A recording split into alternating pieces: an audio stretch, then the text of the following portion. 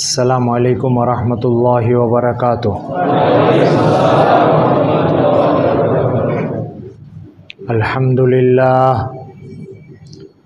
अल्हम्दुलिल्लाह नहमदुहु व नस्तईनुहु व नस्तगफिरुहु व नु'मिनु बिही व नतवक्कलु अलैहि व नऊज़ु बिल्लाहि मिन शुरूरि अंफुसिना व मिन सय्यिआति अमालिना।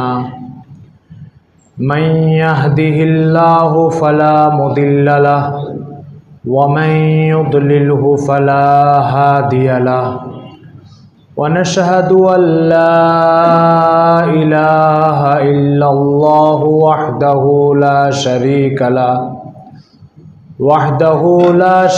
लहु व नशहदु अन्न सय्यिदना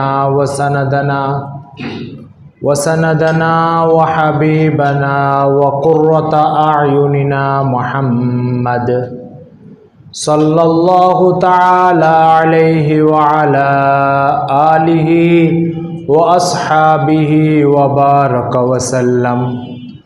व बारक वसल्लम तस्लीमन कसीरा।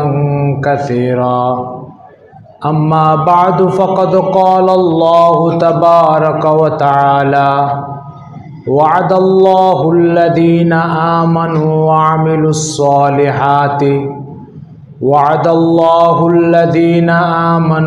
अमिलुस्सॉलिहाति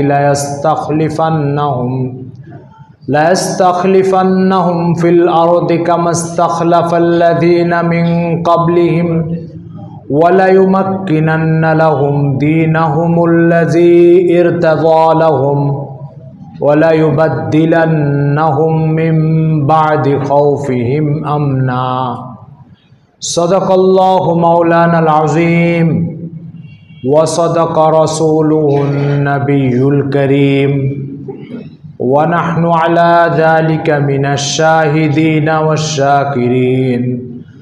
अल्हम्दुलिल्लाहि रब्बिल आलमीन। महान अल्लाह ताआलार बड़ अनुग्रह करुणा, তিনি জুমার ফরজ হুকুম আদায়ের জন্য আমাদেরকে আল্লাহর ঘরে সমবেত হওয়ার তৌফিক দান করেছেন। এই জন্য মহান আল্লাহ তাআলার শাহী দরবারে শুকর আদায় করে আলহামদুলিল্লাহ।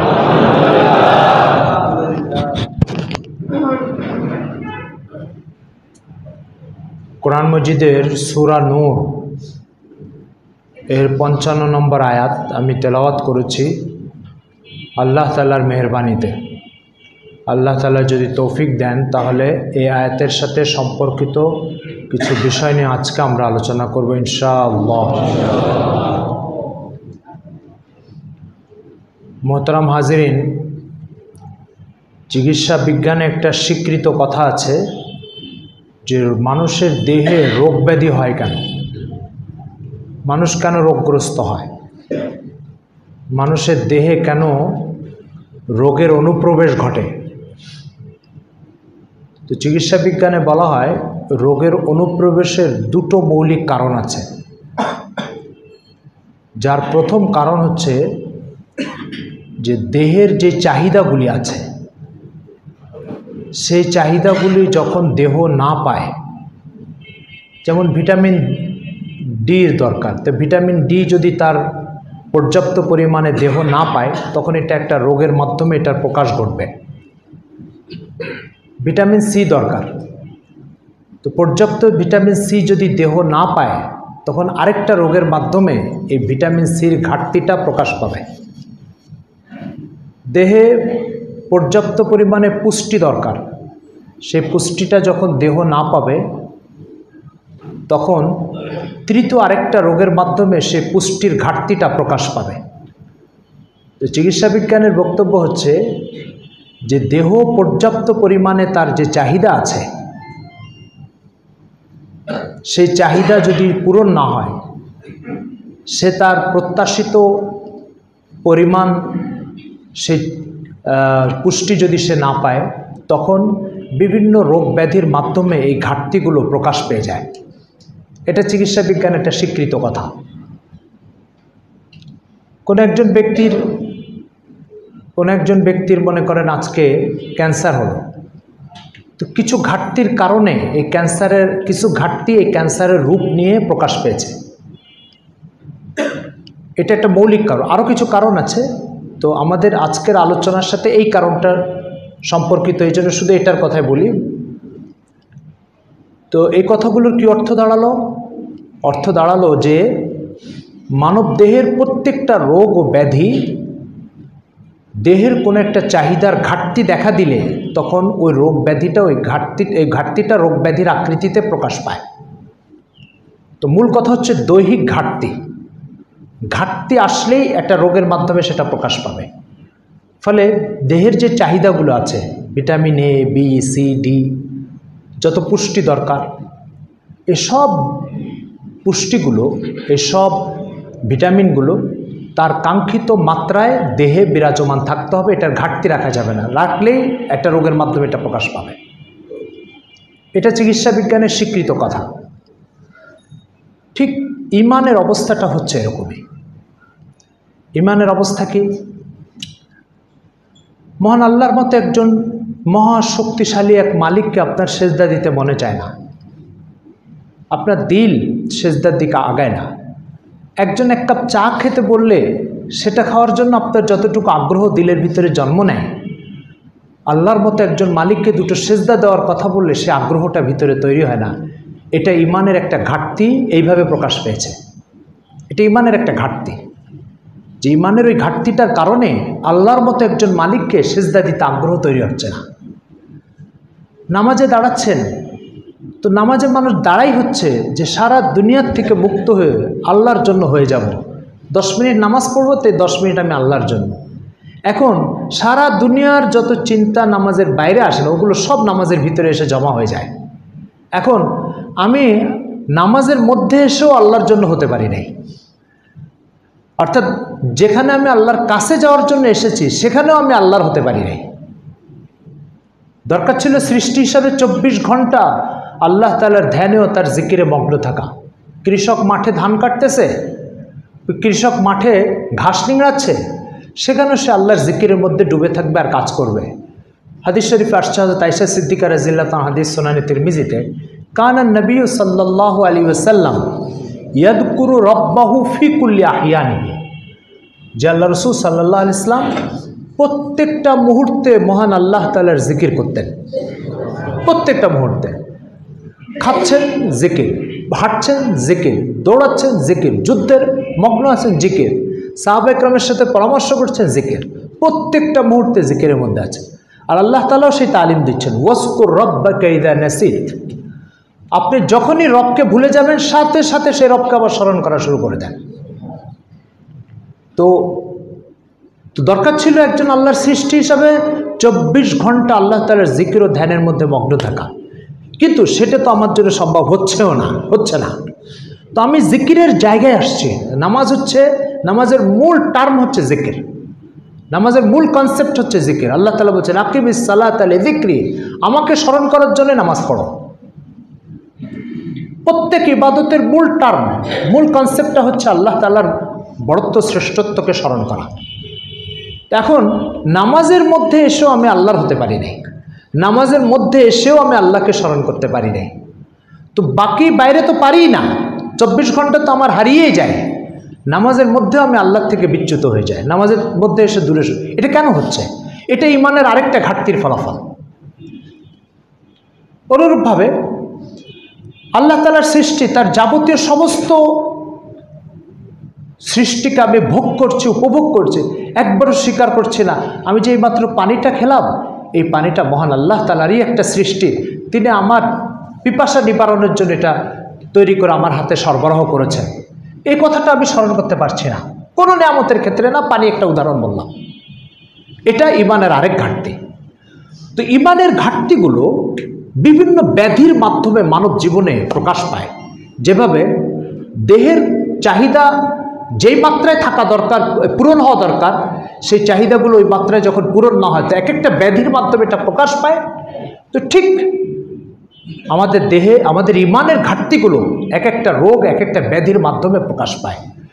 যার মধ্যে আল্লাহ তাআলার গোলামির থেকে বিচ্যুতি যত বেশি, যে আল্লাহ তাআলার গোলামির থেকে যত দূরে, তার ঘাটতি, তার পরিমাণও তত বেশি। ইমানের লাইনে তার ঘাটতির পরিমাণও তত বেশি। ফলে আমাদের সমাজে যে লোকগুলো আপনারা শুনেছেন বলে থাকে, হুজুর আমি নামাজ না পড়লে কী হয়েছে, আমি ইমানদার, আমার ইমান ঠিক আছে। এই কথার অর্থ হচ্ছে, হুজুর আমি মস্ত বড় ব্যাধিতে জর্জরিত, কিন্তু আমার শরীরে সব চাহিদা পূরণ করা আছে। এই কথাটা যেমন চিকিৎসকদের কাছে হাস্যকর হবে, তো ঠিক দিনওয়ালাদের কাছে এই কথাটা যে হুজুর আমি নামাজ না পড়লে কী হয়েছে, আমার ইমান ঠিক আছে, এই কথাটা এরকম। আমি বড় বড় ব্যাধিতে জর্জরিত, তো আমি বলছি আমার শরীর ঠিক আছে, এটা কেমন কথা? তো এই জন্য দিনের লাইনে আপনি যত দূরে আছেন, যত পিছে আছেন, আপনি দিনের লাইনে যত বিচ্যুত আছেন, এই সব বিচ্যুতি হচ্ছে ইমানের লাইনে এক একটা ঘাটতি ফলাফল প্রকাশ পাচ্ছে, পরিণতি প্রকাশ পাচ্ছে আপনার মাধ্যমে। আপনার জন্য 5 মিনিট ধ্যানমগ্ন হয়ে জিকির করা সম্ভব নয়, বড় ধরনের ইমানের ঘাটতি আছে আপনার জন্য গুনাহ থেকে বেঁচে থাকা সম্ভব হচ্ছে না, বড় ধরনের ঘাটতির মধ্যে আপনি আছেন, ইমানি ঘাটতির মধ্যে। গুনাহ ছাড়া আপনি বাঁচতে পারছেন না, আপনি ইমানের লাইনে বড় ধরনের ঘাটতি আছে। আর হাদিস শরীফ আসছে কিয়ামতের দিন কার গ্রহণযোগ্যতা আল্লাহ তাআলার কাছে কতটুকু হবে সেটা নির্ভর করে তার ইমানের হাইট কতটুকু, তার উপরে। আপনি মস্ত বড় ঘাটতি রেখে আল্লাহর সামনে, ইমানের লাইনে মস্ত বড় ঘাটতি রেখে আল্লাহর সামনে হাজির হবেন, তো আপনার গ্রহণযোগ্যতা ওইভাবে নিচে চলে আসবে। তো এই হচ্ছে মূল কথা। আজকে মূলত এই বক্তব্যটা, এই কথাটা যেই উদ্দেশ্যে বলেছি, সেই উদ্দেশ্যটা হচ্ছে আপনারা একটু খেয়াল করে দেখলে বুঝতে পারবেন, রাসূল সাল্লাল্লাহু আলাইহি সাল্লাম মদিনা শরীফে যখন গিয়েছিলেন, তো মদিনাতে সংখ্যাগরিষ্ঠ মানুষ ছিল ইহুদি। 1000 বছর ধরে তারা এখানে বসবাস করত, এবং এদের সাথে রাসূল সাল্লাল্লাহু আলাইহি সাল্লামের 3টা লড়াই হয়েছিল। একটা লড়াই হয়েছিল যার নাম আমাদের ইসলামের ইতিহাসে গজওয়ে বনু নজির, একটা লড়াই হয়েছিল যার নাম গজওয়ে বনু কুরাইজা, একটা লড়াই হয়েছিল যার নাম গজওয়ে খাইবার। এই খাইবার জায়গাটা এখনও সৌদি আরবে খাইবার নামে প্রসিদ্ধ, মদিনার থেকে একটু দূরে। রাসূল সাল্লাল্লাহু আলাইহি সাল্লাম মদিনার থেকে এই 2 যুদ্ধ, বনু নজির যুদ্ধ আর বনু কুরাইজা যুদ্ধ, এই 2 যুদ্ধের মাধ্যমে এখানে 1000 বছর ধরে বসতি স্থাপনকারী ইহুদিদেরকে মদিনার থেকে উৎখাত করেছেন। কে উৎখাত করেছে? উৎখাত করেছে মুহাম্মদুর রাসূলুল্লাহ সাল্লাল্লাহু আলাইহি ওয়াসাল্লাম, যিনি মদিনার লোক না মক্কা থেকে এসে হিজরত করেছেন। তাহলে একজন বাইরের মানুষ এসে এখানে 1000 বছর ধরে স্থানীয় মানুষ, প্রভাব প্রতিপত্তি, ক্ষমতার অধিকারী, দাপটালা, সম্পদালা, এদেরকে মদিনার থেকে উৎখাত করেছে। 2টো যুদ্ধের মাধ্যমে ব্যাস মদিনার থেকে বিদায় দিয়েছেন। এই 2টো যুদ্ধের ইতিহাস আপনাদের জানা দরকার, যে বনু নজিরের যুদ্ধটা আল্লাহ রাসূল কেন করেছিলেন আর বনু কুরাইজার যুদ্ধটা কেন করেছিলেন। এই যুদ্ধের পটভূমি, প্রেক্ষাপট, ফলাফল, যুদ্ধের মানে ঘটনাটা, এগুলো আপনাদের মুসলমান হিসাবে, ইমানওয়ালা হিসাবে জানা দরকার। আমরা তো আমাদের ইতিহাস পড়িও না, জানিও না, কিন্তু জানেন ইহুদিরা ওদের ইতিহাস কিভাবে পড়ে? কিছুদিন আগে ইসরায়েলের রাজধানী তেল আবিবে ইহুদি কিছু ধর্মযাজক মিছিল করেছে, তাদের প্লেকার্ডে আরবিতে লেখা রয়েছে। তো আমি এটা আল জাজিরাতে দেখলাম, আল জাজিরা কাতার ভিত্তিক একটা সংবাদ মাধ্যম, তো ওর আরবি নিউজ আসে আমার কাছে, আমার মোবাইলে। তো ওই আরবি নিউজে দেখলাম ওদের ফেস্টুনে লেখা, মাতা মুহাম্মাদুন ওয়া তারাকা নিসা। এর অর্থ শুনবেন, মোহাম্মদ মারা গেছে আর কিছু মহিলা রেখে চলে গেছে। মহিলা হচ্ছে আরবি ভাষায় কাপুরুষের প্রতীক। কাপুরুষের প্রতীককে আরবিতে মহিলা বলে। তো কিছু মহিলা রেখে গেছে, মানে ইহুদিদের দৃষ্টিতে আজকের মুসলমানকে তারা মহিলাদের মতো কাপুরুষ বলে সম্বোধন করছে। আরেকটা ফেস্টুনে লেখা, এইভাবে ইহুদি যাজকরা তেল আবিবে মিছিল করতেছে, ওখানে লেখা, নেতাকুনা লা নাসবিরু আলা নেতাকুনা হাত্তা ইয়াত্তাসিয়া ইলাল মদিনাতি। আমাদের এই অগ্রযাত্রা কখনোই থামবে না যতক্ষণ পর্যন্ত ইসরায়েলের এই সীমানা পার হয়ে মদিনা পর্যন্ত সেটা না পৌঁছবে। কি বুঝতে পারলেন? অর্থাৎ মদিনার থেকে যে ইহুদিদেরকে মুহাম্মদ সাল্লাল্লাহু আলাইহি ওয়াসাল্লাম উৎখাত করেছিলেন, সেই উৎখাতের ইতিহাস আপনি পড়েননি, আমি পড়িনি, কিন্তু ওরা পড়েছে, ওরা জানে। মূল কথায় যাওয়ার আগে বলে রাখি যে জ্ঞান চর্চায় পৃথিবীতে কিছু যৌক্তিক কারণও আছে তার পিছনে। জ্ঞান চর্চা, ইতিহাস চর্চা, নিজের ঐতিহ্যের চর্চা প্রশ্নে আজকে পৃথিবীতে সবচেয়ে অথর্ব জাতি হচ্ছে মুসলমান। পড়াশোনাই করে না, কোনো পড়াশোনা করে না। আচ্ছা, নিজের ব্যর্থতার ইতিহাসগুলো আপনি না পড়েন, অন্তত গৌরবের ইতিহাসগুলো তো পড়বেন। তো এই জন্য আমাকে এখন মূল কথা বলতে যাওয়ার আগে আমাকে এখন না পড়ার কারণে বনু নজিরের গল্প শোনাতে হবে, বনু কুরাইজার গল্প শোনাতে হবে, কিন্তু এই দুটোর একটা শোনাতে গেলে আজকে জুমা শেষ। এই জন্য পড়েন, মুহাম্মদ সাল্লাল্লাহু আলাইহি ওয়াসাল্লামের গৌরব ও ঐতিহ্যের দিনগুলোর ইতিহাস পড়েন। তো যেটা বলতেছিলাম যে বনু কুরাইজা আর বনু নজির দুটো যুদ্ধের মাধ্যমে মদিনার থেকে ইহুদিদেরকে, হাজার বছরের বসতি স্থাপনকারী, প্রভাব প্রতিপত্তির অধিকারী ইহুদিদেরকে উৎখাত করেছিলেন। কে করেছিলেন? স্থানীয় মানুষ না বাইরের থেকে আসা মানুষ? বাইরের থেকে আসা মানুষ। ঠিক এর বিপরীত আরেকটা ইতিহাস আপনারা দেখেন। 1948 সালে বেলফোর ডিক্লারেশন অর্থ হচ্ছে আপনার ইংল্যান্ডের একজন পররাষ্ট্রমন্ত্রী ছিল বেলফোর। সে 1917 সালে একটা ব্রিটিশ পার্লামেন্টে দাঁড়িয়ে একটা ভাষণ দিয়েছিল। সে ভাষণে সে বলেছিল, আরব ভূখণ্ডের বুকের উপরে আমরা ইহুদিদের জন্য একটা নিরাপদ ভূখণ্ড করে দেব। ইহুদিদেরকে অঙ্গীকার করেছিল, ওয়াদা করেছিল, আর সেই মর্মে সারা পৃথিবীর থেকে ছিটিয়ে থাকা ইহুদিদেরকে ধরে ধরে এনে আজকের এই ফিলিস্তিনের মধ্যে তাদেরকে বসতি স্থাপন করতে দিয়েছে। স্থাপন করতে দিয়ে যখন 1917 সাল থেকে কিছু জমি কিনে, কিছু জায়গা করে একটু পানি দেন, এইভাবে করতে করতে 1948 সালে ইসরায়েল এখানে স্বাধীন সার্বভৌম রাষ্ট্রের একটা ঘোষণা দিল। পশ্চিমাদের সহযোগিতা ও পৃষ্ঠপোষকতায় 1948 সালে সেই ঘোষণা দেওয়ার পরে আজ পর্যন্ত আরবদের রক্ত ঝরিয়ে যাচ্ছে। তিনটা যুদ্ধ করেছে পুরো আরব ইসরায়েলের সাথে, প্রত্যেকটা যুদ্ধে পরাজিত হয়েছে। 48 সালে ঘোষণা দেওয়ার সাথে সাথে আরবরা একসাথে উঠে পড়ে লেগেছিল ইসরায়েলকে উৎখাত করার জন্য। কিছুদিন যুদ্ধ করার পরে আরবরা ব্যর্থ হয়েছে। 67 সালে একটা যুদ্ধ হয়েছে, আর এরপরে তো লাগাতার ছোটোখাটো অসংখ্য যুদ্ধ চলছে এবং অব্যাহত আছে। কারা এখানে উৎখাত করলো আরবদেরকে? বাইরের থেকে মুহাজির যারা হিজরত করে ইহুদি এখানে আসছে তারা উৎখাত করেছে। কাদেরকে উৎখাত করেছে? উৎখাত করেছে হচ্ছে আরবদের হাজার বছরের প্রতিষ্ঠিত রাষ্ট্র, এটাকে উৎখাত করেছে, এখানকার জনগণকে উৎখাত করেছে। তো ওখানে মুহাম্মদ সাল্লাল্লাহু আলাইহি ওয়াসাল্লাম উৎখাত করেছেন, তিনি বাইরের মানুষ ছিলেন। এখানে ইহুদিরা উৎখাত করেছে, এরা কোথাকার ছিল? বাইরের মানুষ ছিল। মুহাম্মদ সাল্লাল্লাহু আলাইহি ওয়াসাল্লাম বাইরের থেকে এসে কিভাবে উৎখাত করলেন? আর আরবরা স্থানীয় হয়েও ইহুদিদেরকে উৎখাত করতে পারলো না কেন? কারণ মুহাম্মদ সাল্লাল্লাহু আলাইহি ওয়াসাল্লামের সাথে আল্লাহ ছিল, আজকের আরবদের সাথে আল্লাহ নাই। আজকের আরবদের সাথে আল্লাহ নাই।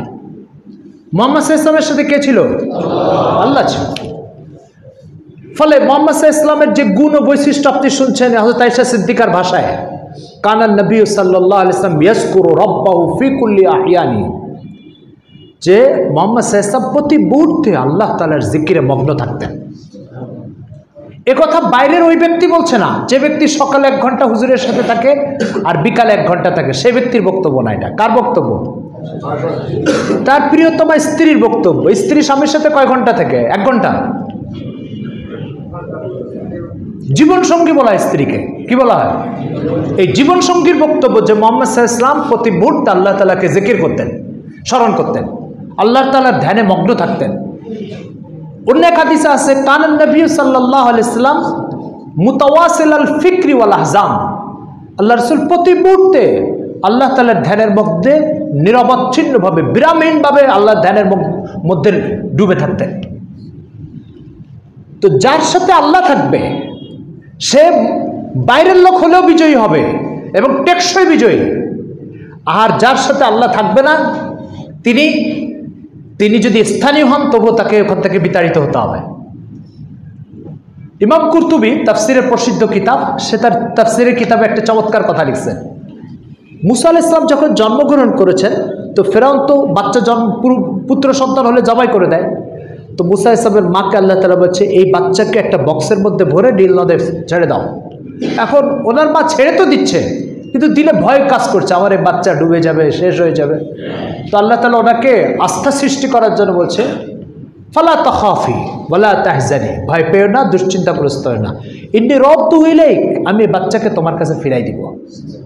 অতিরিক্ত কনফিডেন্স সৃষ্টি করার জন্য বলছে, ওয়াজাইলুহু মিনাল মুরসালিন, আরে আমি তো এখানে নবীও বানাবো, তো ডুবে গেলে নবী হবে কিভাবে? তো ইমাম কুরতুবী বলছে যে একটা বাচ্চা নীল নদের মধ্যে বক্সের মধ্যে ছেড়ে দিয়েছে, আল্লাহ পাক এটাকে হেফাজত করে আবার মায়ের কাছে ফিরাই দিয়েছেন। আর ফেরাউন রাষ্ট্রীয় ক্ষমতার অধিকারী, আল্লাহ পাক তাকে পানির মধ্যে ডুবাই মেরেছেন। তো এই ছদ্মভূমিষ্ঠ বাচ্চা পানির মধ্যে ভেসে থাকে, মায়ের কাছে ফিরে আসে, আর সমকালীন দাপটের অধিকারী শাসক সে পানিতে ডুবে মরে যায়। পার্থক্য কি? বলে একজনের সাথে আল্লাহ আছে আর একজনের সাথে আল্লাহ নাই। একজনের সাথে আরেকজনের সাথে আল্লাহ। আজকের প্রায় 22-23টা আরব রাষ্ট্র, ছোট্ট একটা ইসরায়েল, বাংলাদেশের 3-4 ভাগের 1 ভাগ হবে ইসরায়েল, এত ছোট রাষ্ট্র। এত ছোট একটা রাষ্ট্র 22-23টা আরব রাষ্ট্রকে কান ধরে উঠবাস করাচ্ছে। অথচ এই আরবের এক নেতা ছিল মুহাম্মদুর রাসূলুল্লাহ সাল্লাল্লাহু আলাইহি ওয়াসাল্লাম। এই আরবের এক নেতা ছিল ওমর রাদিয়াল্লাহু তাআলা। আপনি বুখারী শরীফে কিতাবুল জিহাদের মধ্যে খুঁজেন, ওমর রাদিয়াল্লাহু তাআলার ঘটনা আসছে। উনি জুমার নামাজে খুতবার মধ্যে দাঁড়িয়ে বলছেন, রাসূল সাল্লাল্লাহু আলাইহি ওয়াসাল্লাম তো মদিনার থেকে ইহুদিদেরকে তাড়িয়ে খাইবারে পাঠিয়ে দিয়েছিলেন। তিনি জুমার নামাজে দাঁড়িয়ে ভাষণের ভিতর বলেছে, ইয়া ইয়াহুদু খাইবার, ইয়া ইয়াহুদা খাইবার, উখরুজু মিন হাযিল আরদিল মুকাদ্দাসা ফি বিজি আইয়াম নাহনু লাসনা বিমুস্তাইদ্দিন আন নারাকুম বাদা যালিকা ফি হাযিল আরদিল মুকাদ্দাসা। হে খাইবারের ইহুদিরা, অল্প কয়েকদিন তোমাদেরকে টাইম দেওয়া হলো, খাইবার খালি করে দাও, চলে যাও এখান থেকে। কোথায় যাবা? যাযাবরের জিন্দেগির মতো চলে যাও, এখানে তোমরা বসবাস করতে পারবা না। এই কথা ঘোষণা করার পরে সন্ধ্যার দিকে খাইবার থেকে ইহুদিরা আসলো, এসে ওমর রাদিয়াল্লাহু তাআলার কাছে বলছে, ওই জুমার দিন, বলছে দেখেন রাসূল সাল্লাল্লাহু আলাইহি ওয়াসাল্লাম আমাদেরকে এখানে থাকার ব্যবস্থা করেছেন, আবু বকরও এখানে থাকার ব্যবস্থা করেছেন, আপনি এখান থেকে বিতাড়িত করে দিবেন আমাদেরকে, এটা কি ঠিক হবে? তখন ওমর রাদিয়াল্লাহু তাআলা বলছেন, সামিতু রাসূলুল্লাহ সাল্লাল্লাহু আলাইহি ওয়াসাল্লাম ইয়াকুল বিহাদাইনিল উযুনাইন, আমি আল্লাহ রসুলের মুখ থেকে 2 কান দিয়ে শুনেছি। হুজুর বলেছেন, আখরিজুল ইয়াহুদা ওয়ান নাসারা আন জাজিরাতিল আরব, আরব উপদ্বীপ থেকে ইহুদি এবং খ্রিস্টানদেরকে বিতাড়িত করে দাও। এটা ইসলামের হৃৎপিণ্ড, এখানে 2টো ধর্ম একত্রিত বসবাস করতে পারবে না। এই আরব উপদ্বীপ বলতে কতটুকু জায়গা বোঝায়? আপনারা বাসায় যে ম্যাপ দেখবেন, আমি বলে দিই, দেখবেন সৌদি আরব, কুয়েত, কাতার, আমিরাত, ওমান, ইয়ামান। আবার বলি, সৌদি আরব, কুয়েত, কাতার, আমিরাত, ওমান, ইয়ামান, এই কয়েকটা দেশ মিলে দেখবেন এরকম একটা বাঁকা ভূখণ্ড আছে। এই ভূখণ্ডটাকে আরব উপদ্বীপ বলে, এটাকে ইসলামের হৃৎপিণ্ড বলা হয়। তো আল্লাহ রসুল বলেছেন, এই ইসলামের হৃৎপিণ্ডের মধ্যে কোনো ইহুদি বসবাস করতে পারবে না, সবাইকে এখান থেকে বের করে দিবে, এই কথা আল্লাহ রসুল বলে গেছেন। এখন তোমাদের প্রশ্ন, আল্লাহ রসুল খাইবারে তোমাদেরকে থাকতে দিয়েছেন, তো তোমাদের সাথে খাইবারের জমিনে আল্লাহ রসুলের একটা চুক্তি ছিল, সেই চুক্তির মর্যাদা রক্ষার জন্য থাকতে দিয়েছেন, কারণ আল্লাহর পক্ষ থেকে যে নবী হয়ে আসে সে কখনো চুক্তি ভঙ্গ করে না, এই জন্য তিনি থাকতে দিয়েছেন। আবু বকর মাত্র 2 বছর শাসন পরিচালনা করেছেন, সে বিভিন্ন যুদ্ধ বিগ্রহের মধ্যে ব্যস্ত থাকার কারণে তোমাদের দিকে মনোযোগ দেওয়ার টাইম পায়নি। আমার শাসন অবস্থা, ওমর রাদিয়াল্লাহু তাআলা 10 বছর শাসক ছিলেন, তো এত লম্বা টাইমের ভিতরে আমার অনেক কাজ করেছি, তার ভিতরে একটা কাজ হচ্ছে তোমাদেরকে ভূখণ্ড থেকে বের করে দিয়ে, নতুবা রাসূল সাল্লাল্লাহু আলাইহি ওয়াসাল্লামের এই হাদিস বাস্তবায়ন হবে কিভাবে? তো হুজুর করতে পারেননি, কিন্তু বলে গেছেন। তো সেই জন্য কয়েকদিন টাইম দিলাম, খাইবার খালি করে দাও, ব্যাস। ইহুদিরা বাধ্য হয়ে একটা অর্ডারে কোনো রক্তপাত ঘটাতে হয়নি। ওমর রাদিয়াল্লাহু তো মিম্বারে দাঁড়িয়ে ঘোষণা করেছেন ইহুদিরা মাত্র কয়েকদিনের মধ্যে খাইবার খালি করে দিয়েছে। তারপরে ওরা চলে গেছে মধ্য এশিয়ার এই অঞ্চলে, উজবেকিস্তান, কাজাকিস্তান, তুর্কমেনিস্তান এই অঞ্চলগুলোতে যে বসবাস শুরু করেছে। প্রশ্ন হচ্ছে এক ওয়ার্ডারে খালি করে দিল খাইবার, এক ওয়ার্ডারে খালি করে দিল মদিনা, এক ওয়ার্ডারে খালি করে দেয় ইসলামের হৃৎপিণ্ড। আজকে 80 বছর হয়ে গেল ইসরায়েলের বিরুদ্ধে 20-22টা আরব দেশ যুদ্ধ করছে, তাদের একটা লোমও নাড়াতে পারছে না, একটা লোমও তুলতে পারছে না তাদের। কেন? এর মূল কারণটা কি?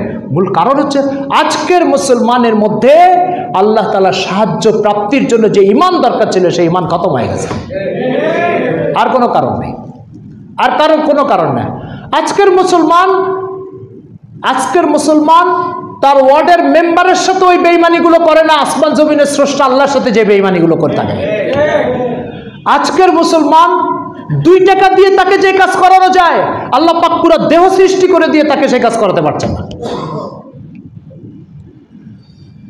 এই জন্য আমি আলোচনার শুরুতে আপনার সূরা নূরের একটা আয়াত পড়েছি। দেখেন এই আয়াতের ভিতর আল্লাহ তাআলা সাহায্য কাকে করেন, ক্ষমতা কাকে দেন, দাপট কাকে দেন, ওমরকে দিয়েছিলেন কি কারণে দিয়েছিলেন, মুহাম্মদুর রাসূলুল্লাহ অন্য দেশ থেকে এসে ইহুদিদেরকে তাড়িয়ে দিয়েছেন, এই ক্ষমতাটা পেলেন কোথায়?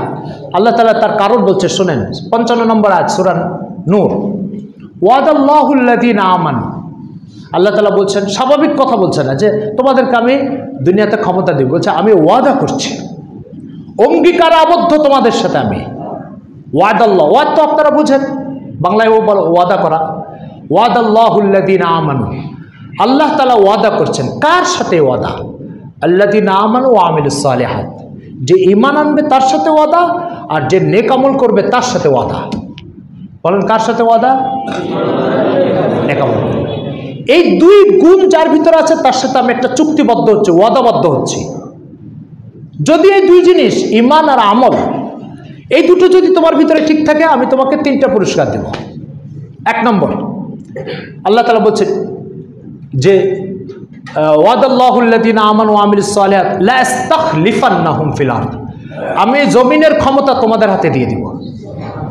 লা ইস্তাখলিফান্নাহুম ফিল আরদ, আরবিতে এই ইস্তিখলাফ বলে কোনো ব্যক্তিকে ক্ষমতার আসনে অধিষ্ঠিত করা।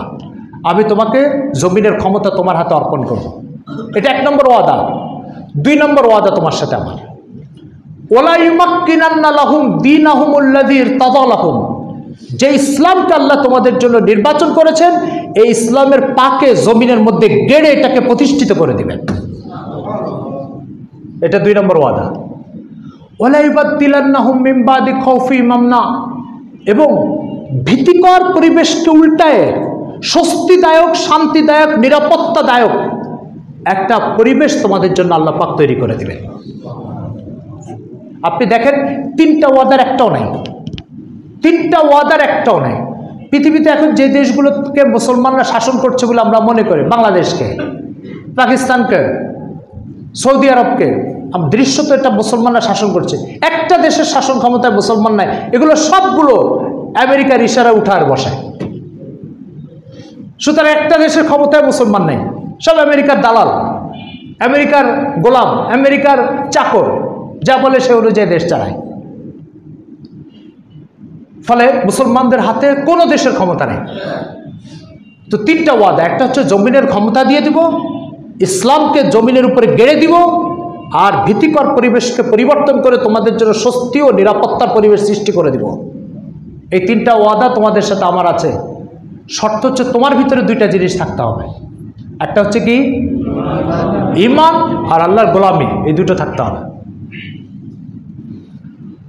কোরআন নিজের ব্যাপারে একটা চমৎকার সিদ্ধান্ত দিচ্ছে, লা ইয়াতিহিল বাতিলু মিন বাইনি ইয়াদাইহি ওয়ালা মিন খালফিহি, কোরআনের সামনে থেকে, পিছন থেকে, ডানের থেকে, বামের থেকে, কোন দিক থেকে কোরআনের ভিতরে অসত্য, অবাস্তব, কাল্পনিক কোনো কথা আসে না। কোরআন যা বলে সেটা হচ্ছে পৃথিবীর সবচেয়ে বস্তুনিষ্ঠ কথাই কোরআন বলে থাকে। লা ইয়াতিহিল বাতিল, কোনো অসত্য কথা কোরআন বলে না। আরেক জায়গায় আল্লাহ তাআলা বলছেন, ইন্না হাযাল কোরআন ইয়াহদি লিল্লাতি হিয়া আকওয়াম, তোমাদের জীবনের সবচেয়ে উপকারী, কল্যাণকর এবং বস্তুনিষ্ঠ পথের দিকে কোরআনই তোমাদেরকে পথ প্রদর্শন করে থাকে।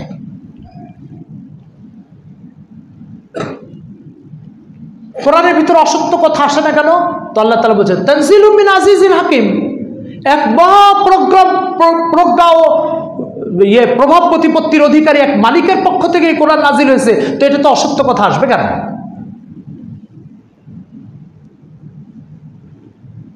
তো এবার বলেন, আমাদের একটা ইতিহাস হচ্ছে এই যে মিম্বারের উপরে বসে 2 মিনিটে একটা ঘোষণা দিয়েছি, 3 দিনের মধ্যে খাইবার খালি হয়ে গেছে। আর আমাদের আরেকটা অবস্থা হচ্ছে 80 বছর ধরে 20-22টা রাষ্ট্র চেষ্টা করে যাচ্ছে, ইসরায়েলের ইহুদিদের একটা লোম স্পর্শ করতে পারছে না। দুটো ইতিহাস পরিষ্কার হলো কি হলো না? তো আমাদের ওই ইতিহাস, এই ইতিহাসে পরিবর্তন হয়ে গেল কিভাবে? কিভাবে পরিবর্তন হয়ে গেল? পরিবর্তন হয়ে গেল এইভাবে যে ওই ইতিহাসে আমাদের সাথে আল্লাহ ছিল, এই ইতিহাসে আমাদের সাথে আল্লাহ নেই। সূরা নূরের আয়াতে একটু পরে যে আল্লাহ তাআলা বলছে ইয়াবুদুনানি ওয়ালা ইউশরিকুনা বি শাইআ, যাদেরকে আমি জমিনের খেলাফত দিব তাদের একটা চরিত্র হবে কি ইয়াবুদুনানি, আমার গোলাম হয়ে থাকবে না, আমার গোলাম হয়ে থাকবে। আমাদের অবস্থা কি? আমাদের সামনে যখন আল্লাহ তাআলার হুকুম আসে তখন আমরা বুক ফুলায় চলি, আর যে আল্লাহর সামনে বুক ফুলাবে আল্লাহ তাআলা ঘাট ধরে তার সৃষ্টির সামনে তাকে নত করে লাঞ্ছিত করবেন। এটা আল্লাহর সিস্টেম। আপনি যখনই আল্লাহর সামনে বুক ফুলায় চলার চেষ্টা করবেন, আল্লাহর বিধানের কোনো পরোয়া করবেন না, আল্লাহর গোলামিকে জীবন থেকে ঝেড়ে মুছে আলাদা করে ফেলবেন, তখন আল্লাহ তাআলা আপনার ঘাট ধরে জালিম শাসকদের সামনে আপনার মাথাকে নত করে এই প্রতিশোধ নেবেন। আপনি দেখেন, এই হজের সফরে আমরা মদিনাতে ছিলাম 23শে মে থেকে নিয়ে 1 জুন পর্যন্ত 7-8 দিন ছিলাম। এই 7-8 দিনে মদিনাতে একজন আলিম আছে, মাওলানা আব্দুল ওয়াহিদ, অনেক বড় আলিম। ওনার বাসায় একটা প্রোগ্রামে আমার দাওয়াত ছিল। তো আমি দাওয়াতে যাচ্ছি, তো ওনার ছেলে গাড়িতে ওনার বাসায় যাচ্ছি, মসজিদে নববীতে এশার নামাজ পড়ে ছেলের গাড়িতে ওনার বাসায় যাচ্ছি। তো যাওয়ার পথে ওনার ছেলে আমাকে গাড়িতে বসে বসে বলছে যে আপনাকে কি বলবো, এই মদিনা শরীফে এই সৌদি জালিম সরকার 2টো সিনেমা হল খুলেছে। আপনি ভাবতে পারেন, যেই নোংরামি আর অশ্লীলতার দাফনের জন্য আমরা মদিনাকে স্মরণ করে থাকি, সেই অশ্লীলতার চর্চা এখন ইসলামের এই হৃৎপিণ্ডের ভিতরে শুরু হয়ে গেছে। এটা হচ্ছে আল্লাহ তাআলার সাথে আমাদের আচরণ। ফলে আল্লাহ তাআলা কি করেছেন? আল্লাহ তাআলা করেছেন যে কিছুদিন আগে মে মাসে, আপনারা দেখেছেন সম্ভবত মে মাসে, ডোনাল্ড ট্রাম্প সৌদি আরব, আমিরাত আর কাতার এই 3 দেশ সফর করে গেছে। সৌদি সরকার ডোনাল্ড ট্রাম্পকে যে পরিমাণ ইস্তেকবাল, আমাদের বাংলায় বলা হচ্ছে সংবর্ধনা দিয়েছে, নজিরবিহীন সংবর্ধনা। কেন? আল্লাহকে নারাজ করলে একে রাজি করতে হবে। তো যেই হকটা ছিল আল্লাহর, যেই নত হওয়ার দরকার ছিল আল্লাহর সামনে, সেই নত এখন কার সামনে? এটা শাস্তি। ডোনাল্ড ট্রাম্পের সামনে নত হওয়া, তার ভয় দিলের ভিতরে ঢুকে যাওয়া, তার ব্যাপারে আতঙ্কিত হওয়া, এটা কি আল্লাহর পক্ষ থেকে একটা শাস্তি? এই শাস্তিটা কাকে দেন আল্লাহ তাআলা? যে আল্লাহর সামনে মাথা নত করে না তাকে এই শাস্তি দেন আল্লাহ তাআলা। আর যে আল্লাহর সামনে মাথা নত করে তার অবস্থা, আল বিদায়া ওয়ান নিহায়া, ইসলামের ইতিহাসের এক আলোচিত কিতাব, ইতিহাসের হাফিজ ইবনে কাসিরের লেখা, ওখানে পড়েন হযরত ওমর রাদিয়াল্লাহু তাআলা আনহু, হযরত ওমর রাদিয়াল্লাহু তাআলা আনহু পারস্যের অগ্নি উপাসকদের রাজধানী মাদাইন দখল করেছেন। সে মাদাইন দখল করার পরে পারস্যের যে শাসক ছিল সে বলেছে, ওখানকার যে যোদ্ধা ছিল তাকে, আমি তোমাদের শাসক ওমরের সাথে একটু দেখা করতে যাব। তো সে মদিনাতে আসছে ওমর রাদিয়াল্লাহু তাআলার সাথে দেখা করতে।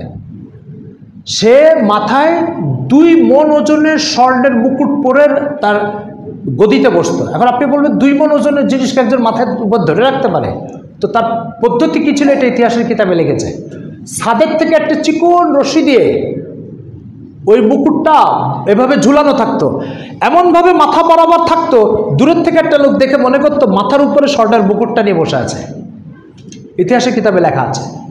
এই স্বর্ণের মুকুট ওমর রাদিয়াল্লাহু তাআলার সামনে আসছে, উনি পা দিয়ে এটাকে লাথি মেরেছেন। আর ওই শাসক যখন আসলো, সে এসে প্রথমে দেখে ওমর রাদিয়াল্লাহু তাআলা মসজিদে নববীতে পাথরের উপরে মাথা দিয়ে শুয়ে আছেন। সে তার রাহবারকে, পথ প্রদর্শককে জিজ্ঞাসা করছে, তোমাদের খলিফা ওমর কই?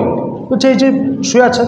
অবাক, যে ওমরের ভয়তে আমার কলিজা কেঁপে ওঠে, সে ওমর আবার এরকম পাথরের উপরে শুয়ে থাকে, এরকম একটা অনাড়ম্বর জীবন, পরনে সাদামাটা কাপড়, পাথরের উপরে শুয়ে থাকে, কোনো নিরাপত্তা বেষ্টনী নাই, কোনো ফোর্স নাই, কিচ্ছু নাই, এইভাবে নিরাপত্তার মধ্যে শুয়ে থাকে। তো সে তাকে জিজ্ঞেস, তুমি মনে ঠাট্টা করছো? আমি যে ওমরকে চাচ্ছি, তুমি মানে সে ওমরের কথা আমাকে বলছো। আমি বলছি তোমাদের খলিফা ওমর কোথায়, তাকে দেখাও আমাকে। ঠিক আছে, এই হচ্ছে আল্লাহর প্রকৃত গোলামদের অবস্থা, যে তার ভয়তে আরেক কাফের থরথর করে কাঁপবে। আজকে যখন আল্লাহর সামনে মাথা নত করা আমরা বন্ধ করে দিয়েছি, তো আল্লাহ তাআলা এখন আমাদের মাথাকে তার সৃষ্টির সামনে নত করে আমাদেরকে লাঞ্ছিত করছে। ওটাও একটা মুসলমানের ইতিহাস, এটাও একটা মুসলমানের ইতিহাস। এই জন্য মোহতারাম হাজিরিন, আপনি দেখেন পবিত্র কোরআন মজিদে আল্লাহ তাআলা যেখানেই মুসলমানকে কোনো বিজয়ের ওয়াদা করেছেন, সেখানে তার গোলাম হওয়ার শর্ত করেছেন। আগে গোলাম হও, আগে ইমানদার হও, তারপর তোমাকে যা যা দেওয়ার আমি দিব। এটা একটা পরীক্ষিত বাস্তবতা। সাহাবায়ে কেরাম রাসূল সাল্লাল্লাহু আলাইহি ওয়াসাল্লাম শর্ত পুরা করেছেন, আল্লাহ তাআলা সারা পৃথিবীর উপরে তাদের দাপট দেখিয়ে দিয়েছেন। আর আজকের মুসলমান ওয়ার্ডের মেম্বারকে যতটুকু ভয় পায়, আসমান ও জমিনের স্রষ্টা মহান আল্লাহ তাআলাকে ততটুকু ভয় পায় না। এই জন্য আল্লাহ তাআলা এ সমস্ত নীতিহীন, চরিত্রহীন জালিমদের সামনে আজকে পৃথিবীর শ্রেষ্ঠ ধর্মের অনুসারীদের মাথা নত করে তাদেরকে শাস্তি দেওয়া থেকে অব্যাহত রেখেছে। কি বলছেন আল্লাহ তাআলা দেখেন, ওয়ালা তাহিনু, ওয়ালা তাহিনু, খবরদার হীনমন্য হবে না। আল্লাহ মুসলমানকে বলছেন ওয়ালা তাহিনু, মোটে হীনমন্য হবে না। ওয়ালা তাহজানু, দুশ্চিন্তার কোনো কারণ নেই। ওয়ান্তুমুল আলাউন, তোমরাই বিজয়ী জাতি। এরপরে বলছেন শর্ত হচ্ছে ইন কুনতুম মুমিনিন, আমাকে বিশ্বাস করতে হবে, ঈমান অন্তরে ধারণ করতে হবে,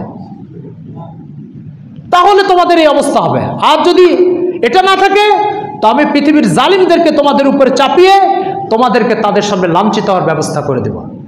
আজকে আরব দুনিয়ার প্রত্যেকটা শাসক আল্লাহ তাআলা তার বিধানের সামনে বুক ফুলায় চলে, নাফরমানির সব কিছুকে স্বাগত জানায়, আর দুনিয়ার শাসকদের সামনে সেজদা দিয়ে অনবরত দিন পার করছে।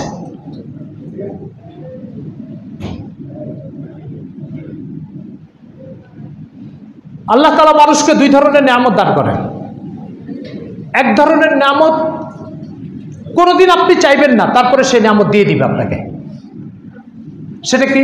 সৃষ্টিগত নিয়ামত। আপনার দেহের কোন অংশ আল্লাহর কাছে চাওয়ার দরকার নেই, কোন অংশ চাওয়ার দরকার, আল্লাহ এমনি দিয়ে দিবে আপনাকে। বসবাসের জন্য একটা উপযুক্ত জমিন আপনার চাওয়ার দরকার নেই, আল্লাহ আপনাকে জন্মের আগে এটা সৃষ্টি করে দিবেন। আপনার দুনিয়াতে চলার জন্য একটা আলো দরকার, আপনার চাওয়ার দরকার নেই, সূর্য চাওয়া ছাড়াই সৃষ্টি করে দিবেন।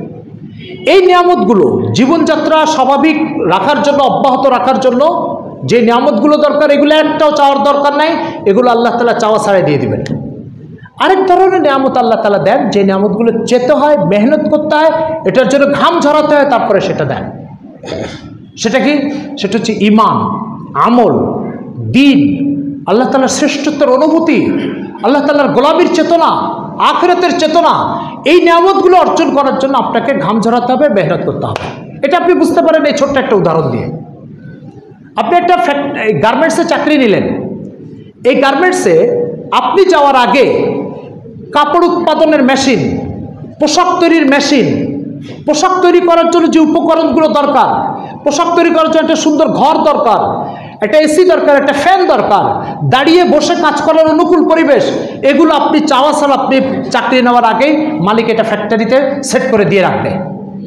কিন্তু ওখানে যাওয়ার পরে পদোন্নতি, ওখানে যাওয়ার পরে মাস শেষে বেতন, ওখানে যাওয়ার পরে বেতন বৃদ্ধি, এগুলোর একটা সেট করা থাকে না, এগুলো আপনাকে মেহনত করে করে অর্জন করতে হয়।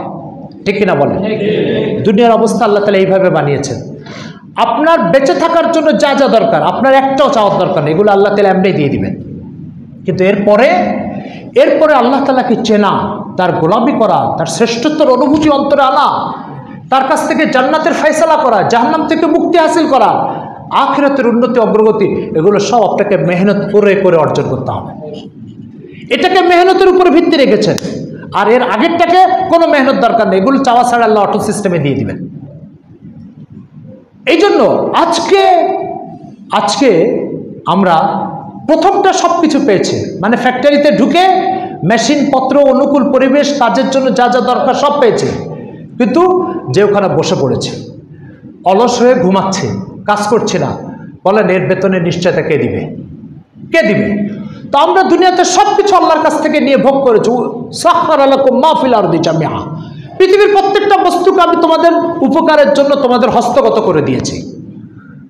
বিশাল বড় হাতি আমার আপনার মতো 3 হাত বডির একটা লোকের নিয়ন্ত্রণে চলে, কোনোদিন সে তাকে সুর দিয়ে আঘাত করে না, সে যেদিকে যেতে চাইছে, যেদিকে যেতে বলতে চায় সেদিকে চলে যায়। আল্লাহ তাআলা কোরআন মাজিদে সূরা ইয়াসিনের এক আয়াতে এই কথা বলেছেন যে আমি এই সমস্ত বড় বড় প্রাণীকে তোমাদের হস্তগত করে দিয়েছি, তোমরা যা বলো তাই করো। অথচ এর শরীরের ভিতরে এই পরিমাণ শক্তি আছে, তোমার মতো 20-50 জন মানুষকে আছাড় মারতে পারে। কিন্তু আমি এটা করে দিয়েছি কেন? করে দিয়েছি যে এইগুলো সৃষ্টি করে দিয়েছে যাতে মেহনত করে তোমরা ঈমান অর্জন করতে পারো আর আমল অর্জন করতে পারো। দুঃখ পরিতাপের বিষয়, মেশিন পেয়েছি, কাপড় পেয়েছি, অনুকূল পরিবেশ পেয়েছি, কিন্তু কাজ না করে ঘুমাচ্ছি, মাস শেষে কে আপনাকে বেতন দিয়ে বেড়াবে বলেন? এই জন্য মোহতারাম হাজিরিন, আমাদের সংশোধন দরকার।